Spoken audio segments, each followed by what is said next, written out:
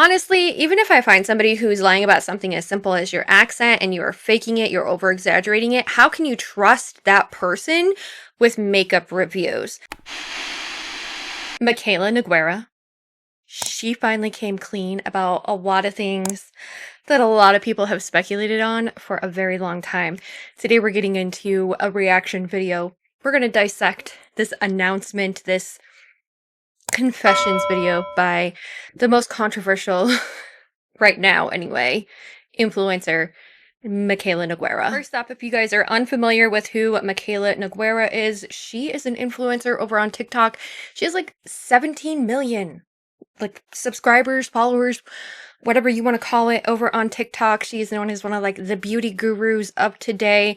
She has surpassed like creators like Jeffree Star and Tati Westbrook, but she has been caught in so much controversy over her entire career. And today we're reacting to a video that she posted on her TikTok, basically coming clean about a lot of things. So let's watch this video from Mikayla and react to it. A lot of new people coming to my page recently, so I feel like I need to reintroduce myself. My name is Mikayla, and I was born and raised in a small town called Freetown, Massachusetts. No, I'm not from Boston. I've never said that. People just assume it.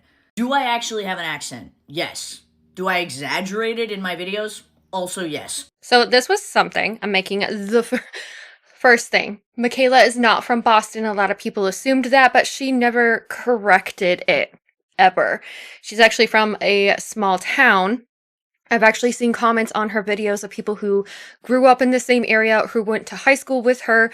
They were like, that accent is totally fake. I'm going to see if I can post the comments. Sometimes she deletes them, so it's hard to find those, but I have seen comments like that before.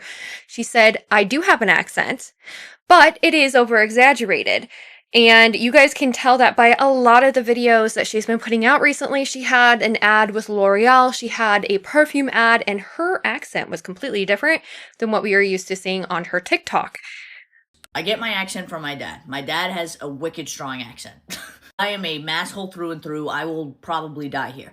Personality-wise, I like to call myself an acquired taste, and I think that's for obvious reasons. I know I don't have the type of personality that's easily likable, but I'm okay with that. I'd rather just be myself. And I am aware that I'm a very disliked influencer, but that's okay. So she says that she is an acquired taste for her personality, and that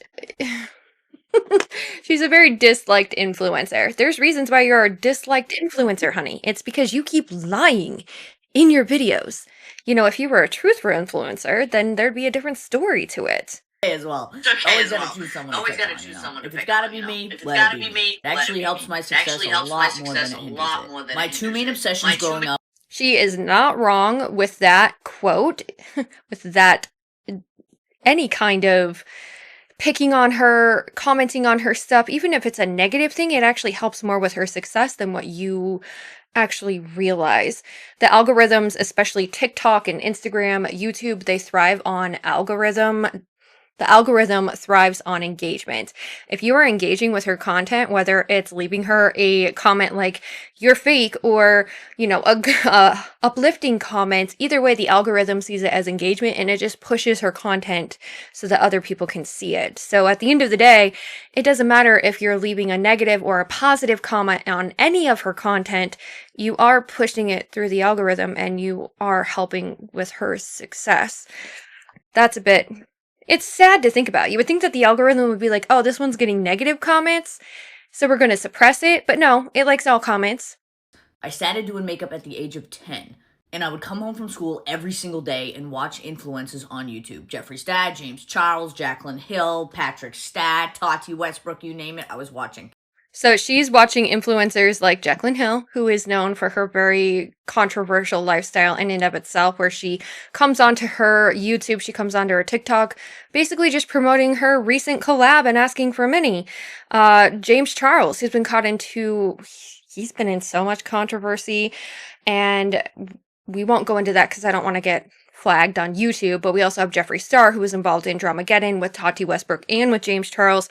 So she's following these influencers who are really not known for their integrity. And the one thing I always knew is that I wanted to be just like them. When I tell you I was obsessed with makeup, I was obsessed with makeup. You wanted to be just like them. Dishonesty and all. I would get up every day at 4 a.m.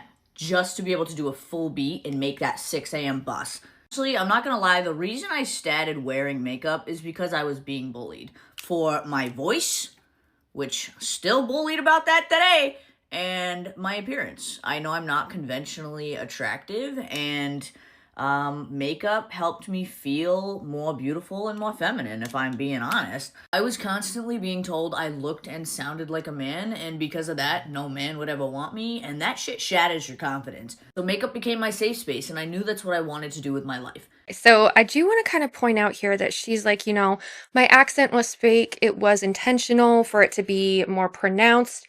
This story that she's telling you, while it can be true, she's also trying to get into that emotional aspect and trigger you, the viewer, to respond in an emotional way, like a sympathetic way. So she's definitely playing her cards with this story.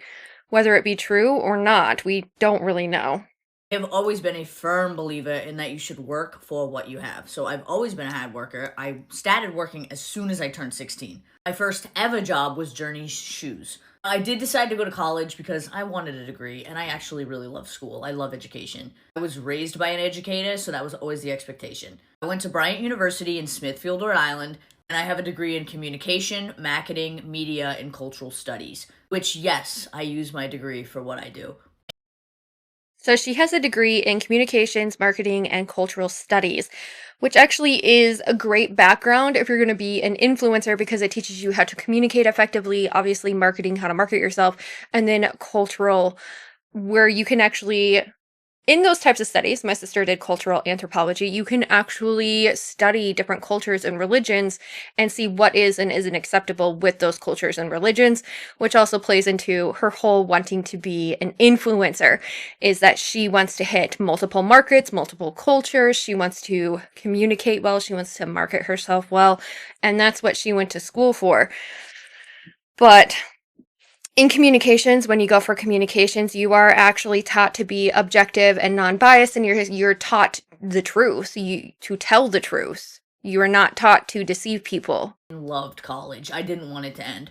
While I was in college is when I started working at Ulta Beauty, and I also interned at a radio station called Fun 107 because I wanted to go into radio. I wanted to be a radio talk show host. If I was going to be made fun of for my voice, you might as well pay me for it. But my senior year of college, I started becoming really concerned about my future. It can be really hard to get a job post-grad for communication and marketing majors, especially because I was not willing to move to like Los Angeles or NYC. So I was applying to jobs left and right. I started to feel really just confused because I knew makeup was my destiny. So I think this is an interesting point that she makes, that, getting into the field after graduation is super hard. She was already working and interning at a radio station. She could have very easily gotten a job there. A lot of interns, if they intern at a radio station, they turn around and it's really easy for them to get a job in the industry. So this, again, it feels like she's coming in with that whole emotional, please sympathize with me angle, that like my life was in a crosshairs and I was having so many problems. Honey, you had an internship. You were interning outside of college at a radio station. You had experience in the communications industry. That's gold. That's liquid gold. And that is what I was meant to do. But I ended up settling on an HR position at a bank because I just didn't believe in myself. And then COVID happened. COVID hit, it hit fast, and it changed my entire life overnight. All at once, I was laid off from my job at Ulta Beauty. My job offer at the bank to work in HR was taken back because of the uncertainty of COVID. I was also getting my master's degree. I was halfway through the program, and they shut the program down. I felt so lost and confused. Like I am jobless. I have no plans for my future now. And it was a scary time. And the one thing that was getting me through was makeup. And this was right when TikTok exploded. So with nothing better to do with my time during COVID, I decided to post a TikTok. And from that moment, my life was never the same. My TikTok exploded from the first video. Timing is everything. I genuinely believe everything happens for a reason, and that moment was the universe doing its thing. Because I was meant to do this. And in that moment when that video went viral, that was the first time I believed in myself. And it was in that moment that I said, Mikayla, this is it. Your dream is being handed to you on a silver platter, and you need to fucking work. So I started posting videos every single day, multiple videos a day, living in my parents' house, no clue what I'm gonna do with my future, but I knew that this was the moment I needed to try. And everyone thought I was crazy. They were like, Mikayla, what are you doing? And I said, you need to trust me. I didn't get my first brand deal until 6 months into creating. And I said, listen, here's what I'm gonna do. I'm gonna save a year's worth of rent. And I'm gonna move out of my parents' house, and I'm gonna give this my best fucking shot. And what is absolutely insane to me is I started this career with just debt. I had nothing in my name. I had over 20 grand in debt from credit cards because of my shopping problem. And then I had all my student loans, okay? I had no money at all to my name. And I became a millionaire at 23 years old. You know, I've had my ups and downs with this career, many of which have been in the public eye. That is simply what I think it is interesting to point out that she was in a lot of debt and then she was able to make a name for herself. That's a great success story. That's what America thrives on, is like creating your own dream. Like it's the American dream. And it's really ironic that she brings this up because she's like, I'm a millionaire at 23 years old, but at the same time, she's been known for really duping her community and just duping viewers in general. So when did that like light switch? When did it switch from being that influencer who turned herself into a billionaire, not necessarily overnight, but who turned herself into a billionaire pretty quickly, who came from nothing, and then it flipped a switch where she was just doing it for money, where she was just doing it because she was popular. And there have been videos in the past that Mikayla has recently put up that says like she's lost touch with herself, she's lost touch with her audience, and that she doesn't know what to do with herself because she just feels like she's lost that drive that she had when she first started out. Well, this is why, honey, because when you had that drive when you first started out, you had nothing to lose. And now that the brand deals are coming in, that the money is pouring in, what are you doing? You're creating content like Lashgate. You are promoting products, and then you are essentially bashing them when you come out with your own product from POV Beauty. So that's what happened. you sign up for. It's a part of it. Since I've launched my TikTok, my life has been absolutely insane. I've traveled all over the world. I've received awards. I've been in Forbes so many times, Time Magazine. I've done so much to be proud of. I have shared so much about my life, the good, the bad, the ugly. I've been very open online. I'm someone who a lot of people talk about. And let me just say, I don't do anything without intention. It may seem dumb, but I'm not. Also, I'm a lot more than just my career. I have two Ups and downs, mainly in the public eye. I would say it's more downs lately, just because of all the controversy that she's been caught in. I don't do anything without intention. I feel like that encompasses her entire career that she's had as of recent. She doesn't do anything without intention, which means that she's aware of what she's doing. She's aware of Flashgate. She's aware of promoting PDRN products and saying they're the best, and then bashing them later when POV Beauty comes out with its own product. So she doesn't do anything without intention. She knows what she's doing. She's admitting to knowing what she is doing. It's not some sort of, mishap or an accident. It's planned. All of it is planned. All of it is intentional. I don't understand how you can trust her after seeing this, how you can trust her with a review after seeing this, because it is intentional. It's not objective. It's not unbiased. It is not honest. It is intentional. She's probably getting paid. She's quite a bit of money, probably. How can you trust her opinion when she's saying that everything she does is intentional? How can you back up this woman? Two pugs, Lulu and Chorizo, come from two hardworking parents. My dad owned a business for 40 years. He dropped out of college. Like I said, my mom's an educator. She worked in an elementary school for over 40 years. She's also run a floral business for many years. I am the youngest of three. I don't really show my siblings. I love cooking. I love how she's giving a background of like her dad and her mom, they were hardworking. She came from two hardworking parents, but she literally has an audience of these same people now in 2026, and she's ripped off those people so many times. And she thinks it's okay. But she grew up in an environment like that, so that's not okay. Roller coasters, arts and crafts. I'm a big scrapbooker. Someone who's really struggled with my mental health throughout my life. I struggle with an eating disorder that I've talked about. I struggle with depression, anxiety. One thing that really holds me back is my insecurities. Confidence is something I'm absolutely working on. Something that has really been a challenge for me all my life is I have OCPD, which is obsessive compulsive personality disorder. I have never let my mental health stop me from living my life. It definitely gets in the way, but I always push through. My favorite food is buffalo chicken. I am obsessed with amusement parks. I love Winnie the Pooh. I love to write. I've actually won many awards. Okay, so this is her being intentional again. She says everything she does is intentional. She is opening up to you. She is telling you about her mental health struggles. She's telling you about her anxiety and her depression struggles, but this is intentional.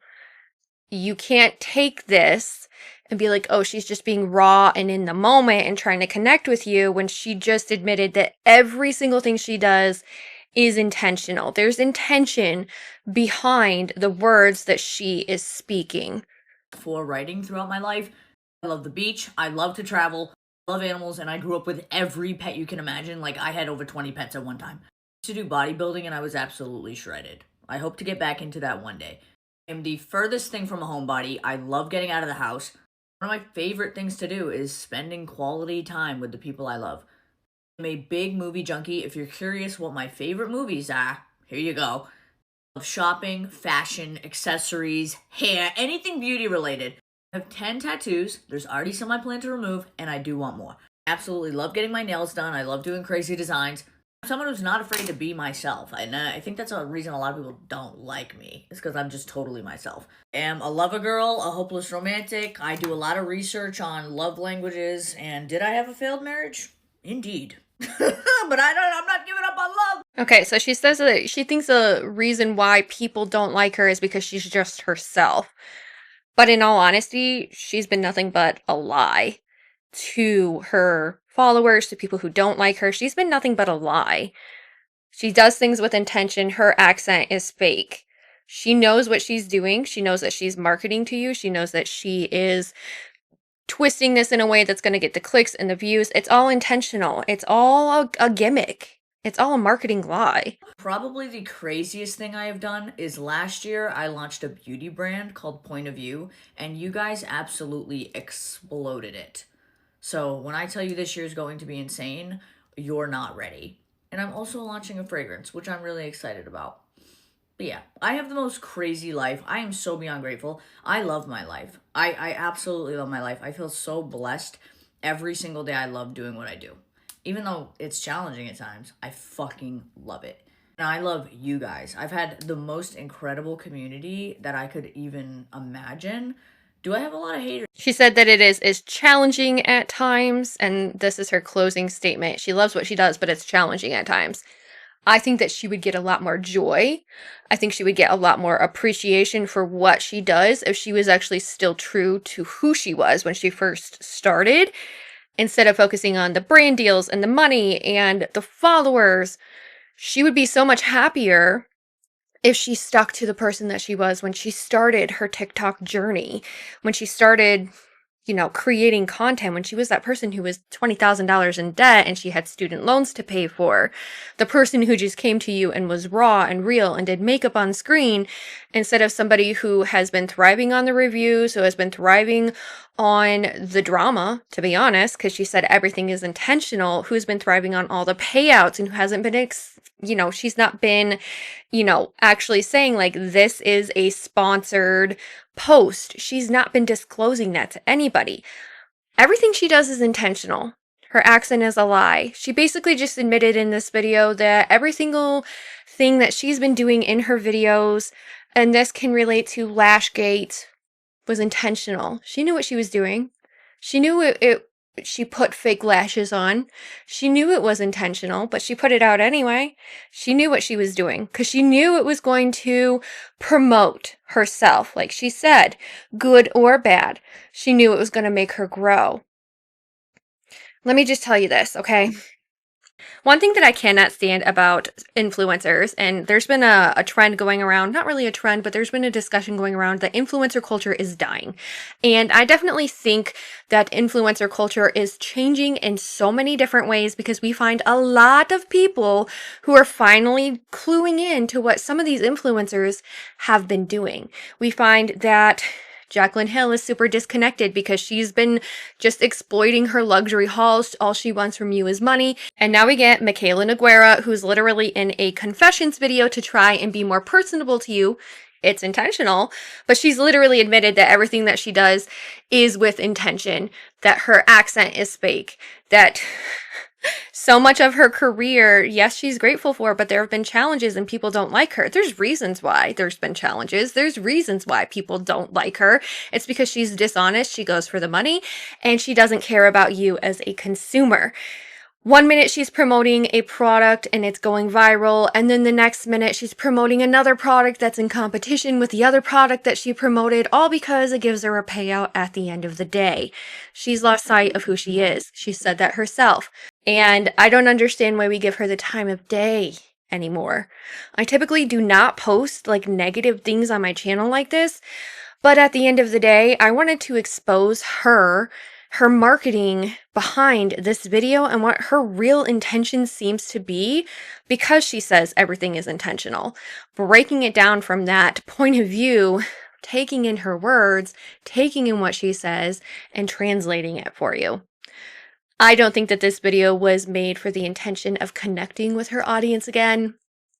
I really don't. I think it was made intentionally to kind of get that emotional response from you, to sympathize with her so that you will follow her, you will trust her. It was intentional. Honestly, even if I find somebody who's lying about something as simple as your accent and you are faking it, you're over exaggerating it, how can you trust that person with makeup reviews, with reviews in general, a product that you're putting on your face that you're spending your time and money doing research on? How can you trust that person if they're lying about some of the simplest things in their life? You can't.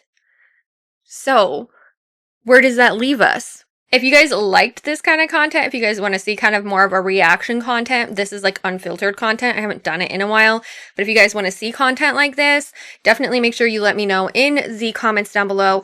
And hi, welcome to my channel. If you are new here, my name is Staci. I do unfiltered content. I am unbiased, not sponsored, and I am the honest beauty journalistic lens on the beauty space. Thanks guys so much for watching, and I hope you subscribe before you go. Bye!